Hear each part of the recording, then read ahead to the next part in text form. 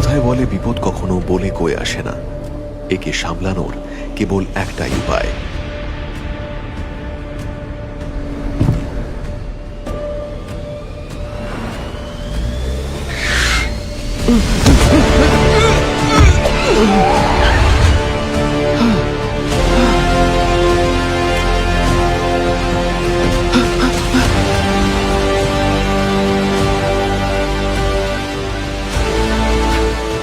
এই আমি কি করে ফেললাম?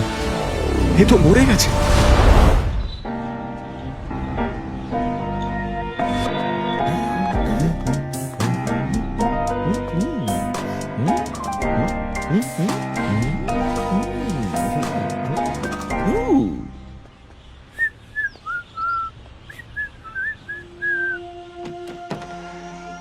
হ্যাঁ, সব গেল কই?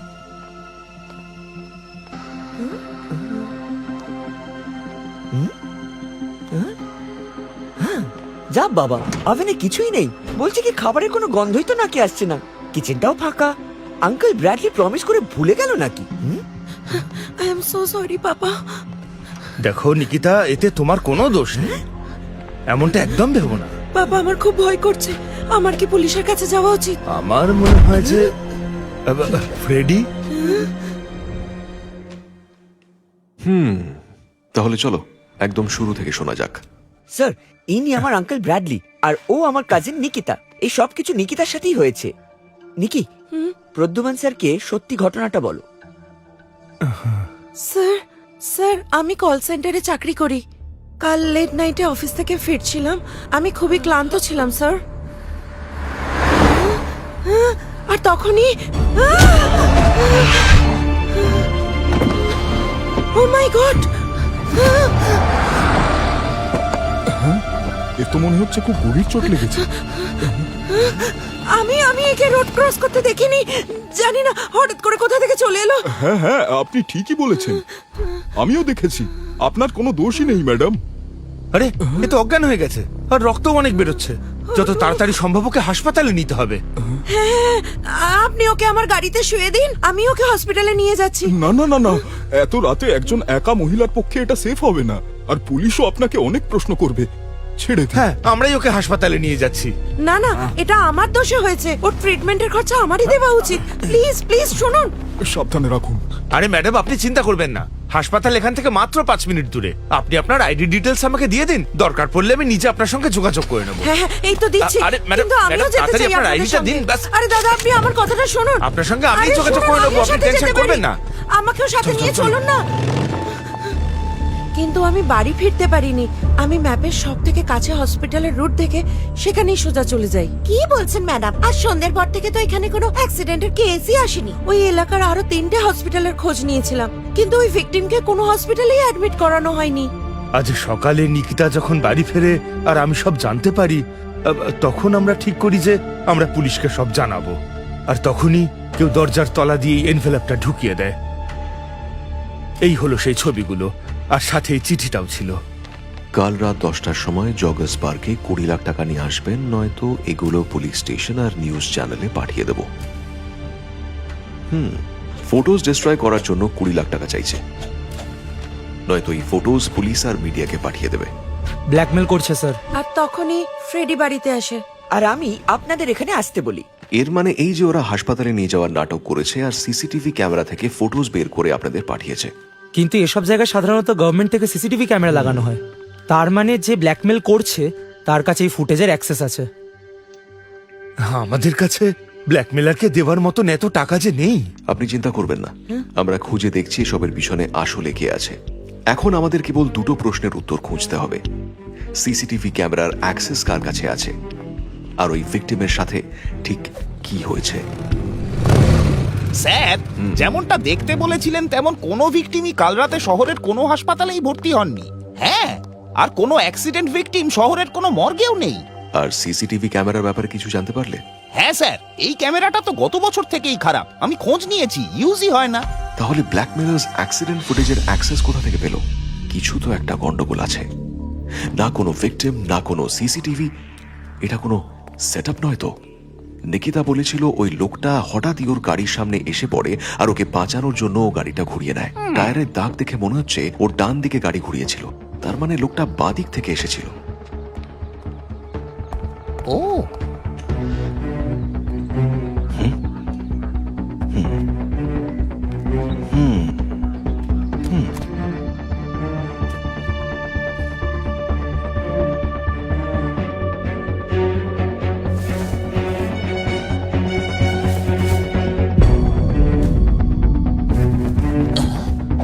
কোনো ঘাস, খালি চুইংগামের র্যাপার্স আর আধ খাওয়া আপেল।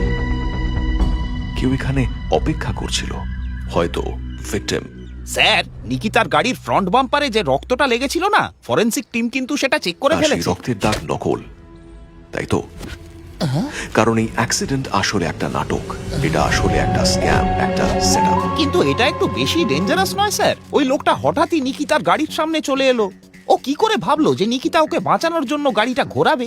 ধাক্কাও তো মারতে পারতো স্যার। নিজের জীবনের প্রতি ওর কোনো ভয় নেই নাকি? এটাই তো আমি বুঝতে পারছি না। সুশীল, হ্যাঁ, ফরেন্সিকে চেক করাও। ভিকটিমের জুতোয় কি লেগেছিল? Okay sir. আমার তো মনে হচ্ছে শুকনো ঘাস, কিন্তু এখানে আশেপাশে কোথাও শুকনো ঘাস নেই। হয়তো কোনো ক্লু পাওয়া যাবে। ভয় আর নিজেকে দোষ দেওয়া, মানুষের এই দুটো ইমোশন নিয়ে খেলা সব থেকে সহজ।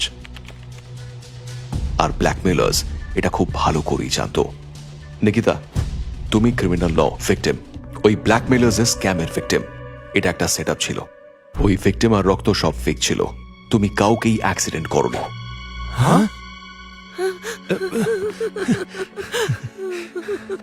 সেদিন থেকে নিকিতা নিজেকেই দোষারোপ করে যাচ্ছিল। নিকিতার কোনো দোষ নেই, বরং ও ভিকটিমকে সাহায্য করতে চেয়েছিল। আচ্ছা নিকিতা, তোমার ভিকটিমের চেহারা মনে আছে? বা তাদের যারা তোমাকে হেল্প করার নাটক করেছিল? না তো, আসলে সবকিছু এত তাড়াতাড়ি ঘটে গেল যে আমি ভয় পেয়ে গেছিলাম। কিন্তু ওই বাইকের লোকটার মুখ যদি আমি আবার দেখি তাহলে হয়তো চিনতে পারবো।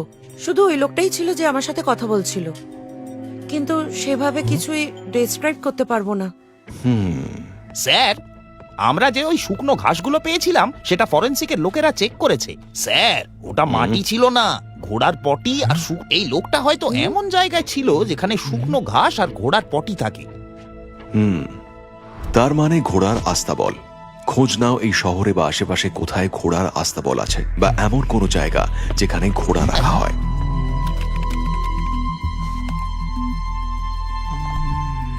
স্যার, আমাদের শহরে 3টে আস্তাবল আছে। তো সেগুলো অ্যাক্সিডেন্ট সাইট থেকে কতটা দূর? একটা 89 কিলোমিটার, দ্বিতীয়টা 120 কিলোমিটার দূরে, আর তৃতীয়টা অ্যাক্সিডেন্ট সাইট থেকে মাত্র 2 কিলোমিটার দূরে। আমাকে তাড়াতাড়ি ওখানকার অ্যাড্রেস পাঠাও। সবার প্রথমে আমরা ওখানেই যাব। দয়া, ভিকটিমের ইমেজের কি স্ট্যাটাস? স্যার, এটা সিসিটিভি ইমেজ। খুব ক্লিয়ার নয়, কিন্তু আমি এটা তাড়াতাড়ি ক্র্যাক করে ফেলবো। ঠিক আছে, আমাকে আপডেট দিও। Yes sir. গাইস, আমি রিসার্চ করছিলাম যে ওই এরিয়ায় আর কোনো স্ক্যাম হয়েছে কিনা। আমি কিছু লেটেস্ট আর্টিকেল পেয়েছি, 8 মাসের পুরনো। কেউ পুলিশে কমপ্লেন করেছিল, কিন্তু কোনো ক্লু পাওয়া না যাওয়ায় কেস আর এগোয়নি। হয়তো বাকি লোকেরা ইনসিডেন্ট নিয়ে কোনো রিপোর্টই করেনি। বলছি কি, ভয়ে ব্ল্যাকমেলারকে টাকা দিয়ে দিয়েছে। What do you say man? Crack করে ফেলেছি ব্রো। হুম? এর থেকে ক্লিয়ার ফটো আর আসবে না। নিকিতা, তুমি কি এই লোকটাকে চেনো? তুমি ওই রাস্তায় যাওয়ার আগে কোথাও কি দাঁড়িয়েছিলে? যদি এটা স্ক্যাম হয় তাহলে কেউ তো ওই ক্রিমিনালদের বলেছে যে নতুন শিকার আসছে। এক্স্যাক্টলি ব্রো, তোমাকে টার্গেট করার জন্য ওদের জানতে হবে যে তুমি ওই দিকেই যাচ্ছ আর একাই আছো। ঠিক বলেছে, কারণ গাড়িতে যদি কোনো গ্রুপ থাকে বা দুজনও থাকে তাহলে ওদের প্ল্যান কাজ করবে না। আর যদি ওরা একবার ওদের টার্গেট বেছে নেয় তাহলে ওদের প্ল্যান করার জন্য একটু তো সময় লাগবেই, যাতে ভিকটিম আর ফেক উইটনেসেস ঠিক পজিশনে আসতে পারে। বলছে কি একটা গোটা গ্যাং আছে। হ্যাঁ ফ্রেডি, আর এরা সবাই অ্যাক্সিডেন্ট স্পটের কাছেই থাকে, যাতে তাড়াতাড়ি ওখানে পৌঁছাতে পারে। হ্যাঁ, মনে পড়েছে। ওই রোডে যাওয়ার আগে আমরা একটা ধাবায় দাঁড়িয়েছিলাম। আমরা? হ্যাঁ, আমার সাথে আমার 2জন কলিগও ছিল। অনেক দেরি হয়ে গেছিল, আমরা ওখানে ডিনার করছিলাম। আর ডিনারের পর ওরা অন্য ডিরেকশনে চলে গেল আর আমি ওই রোডের দিকে। তুমি কি ডেইলি ওই রাস্তা দিয়েই আসো? না, ইউজুয়ালি আমি হাইওয়ে ধরে আসি, কিন্তু সেদিন যখন আমি ধাবাতে গেছিলাম তখন আমার বন্ধুদের এমনিই বলছিলাম যে এই রহস্যময় এপিসোডের দ্বিতীয় পার্ট দেখতে চাইলে সিআইডি স্কোয়াড ফেসবুক পেজটা ফলো করে রাখুন আর ভিজিট করতে পারেন আমাদের ইউটিউব চ্যানেল।